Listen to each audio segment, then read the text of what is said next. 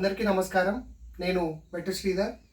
మరి ఈరోజు మీ ముందుకు రావడానికి గల కారణం ఏందంటే, రేపు 22వ తారీఖు మొన్న గ్రామ పంచాయతీ ఎన్నికల్లో గెలిచినటువంటి సర్పంచు, ఉప సర్పంచు, వార్డు మెంబర్ అభ్యర్థులందరూ మరి రేపు ప్రమాణ స్వీకారం చేయబోతా ఉన్నారు. వాళ్ళందరికీ మరి శుభాకాంక్షలు తెలియజేసుకుంటున్నా. అయితే ఈ మధ్య కొన్ని సందర్భాలలో నేను విన్న విషయం ఏందంటే, కొంతమంది ఎమ్మెల్యేలు గానీ, రాష్ట్ర ప్రభుత్వానికి సంబంధించిన కొంతమంది మంత్రులు గానీ, మా పార్టీకి సంబంధం లేనోళ్ళు గెలిస్తే మీ డెవలప్మెంట్ ఆపేస్తాం, మీరు ఎట్లా పని చేస్తారో చూస్తామని చెప్పి అవాకులు చెవాకులు పేలడం జరిగింది.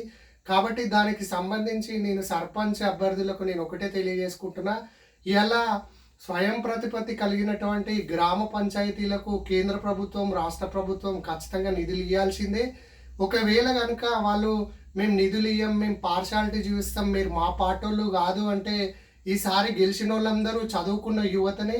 మరి యువకులతోని పెట్టుకుంటే ప్రభుత్వాలే కూలిపోయినాయి కాబట్టి మేము సర్పంచులను, వార్డు మెంబర్లను ఇబ్బంది పెడతామంటే ఈ యువతరం ఖచ్చితంగా మరి మీ ప్రభుత్వం పైన తిరగబడుతుంది. కాబట్టి పార్టీలతోని సంబంధం లేకుండా గ్రామాభివృద్ధికి ప్రభుత్వం సహకరించాలి, ఎమ్మెల్యేలు సహకరించాలని చెప్పి నేను కోరుకుంటా ఉన్నా. ఇవాళ మరి 73వ రాజ్యాంగ సవరణలో గ్రామ పంచాయతీ వ్యవస్థను మరి ఈ దేశంలో మరి ఆ రాజ్యాంగ సవరణ ద్వారా మరి పరిచయం చేయడం జరిగింది.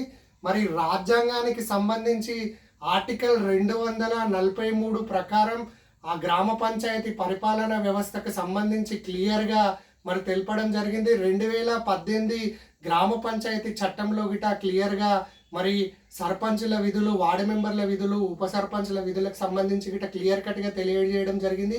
ఇవాళ మరి మా పార్టీ సర్పంచ్కే, మా పార్టీ గ్రామానికే మేము అభివృద్ధి చేస్తాం, నిధులు ఇస్తామని చెప్పి మరి ఈ ప్రభుత్వం ఒకవేళ ఏమన్నా కింద మీద చేస్తే మరి ఆర్టికల్ 14 ఏదైతే ఉందో రైట్ టు ఈక్వాలిటీ, మరి ఒకవేళ మరి మా ప్రభుత్వం మా పార్టీ మీ పార్టీ అని తారతమ్యం చూపిస్తే ఆర్టికల్ 226 కింద హైకోర్టులో రిట్ పిటిషన్ వేసి మరి వైలేషన్ ఆఫ్ ఆర్టికల్ 14 కింద మనం ఫైట్ చేసే అవకాశం ఉంటుంది. కాబట్టి చదువుకున్న యువ నాయకులకు, యువ సర్పంచులకు, యువ వార్డు మెంబర్లకు నేను ఒకటే తెలియజేసుకుంటున్నా, మనం వెనుకడికి వేయాల్సిన అవసరం లేదు. ఇవాళ 2005కు సంబంధించి సమాచార హక్కు చట్టం అనేది ఉన్నది. మరి ఆ సమాచార హక్కు చట్టం ప్రకారం ఏ గ్రామానికి ఈ రాష్ట్ర ప్రభుత్వం ఎంత నిధులు కేటాయించింది అనేది తేట తెల్లమయ్యే అవకాశం ఉంటుంది. కాబట్టి చట్టాలపైన, రాజ్యాంగం పైన మరి చదువుకున్న యువత, యువ సర్పంచులు, యువ వార్డు మెంబర్లు అవగాహన కల్పించుకొని మరి చట్ట పరిధిలో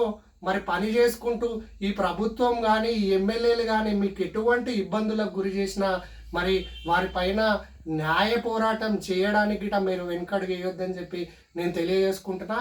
ఇంకొకటి ఏంటంటే, యువ న్యాయవాదులు ఈ లాకు సంబంధించి ఎవరైతే నిష్ణాతులు ఉంటారో వాళ్ళు ఈ యువ సర్పంచులకు, మన యువతకు అండగా నిలబడి వాళ్ళకు సూచనలు, సలహాలు ఇచ్చి చట్టపరంగా మరి ఈ ఏవైతే చట్టాలు ఉన్నాయో గ్రామ పంచాయతీ కానీ, రైట్ టు ఇన్ఫర్మేషన్ యాక్ట్ కానీ, వీటికి సంబంధించి యువ అభ్యర్థులకు అవగాహన కల్పించి మరి ఈ రాజకీయం అనేది గ్రామ స్థాయిలోనే కాకుండా భవిష్యత్తులో మన యువకులే ఎమ్మెల్యేలుగా, ఎంపీలుగా, మరి మంత్రులుగా, ప్రధానమంత్రులుగా, ముఖ్యమంత్రులుగా బాధ్యత స్వీకరించే తరుణం తొందరలోనే రాబోతుంది. కాబట్టి మన యువతకు మనమే అండగా నిలబడదాం.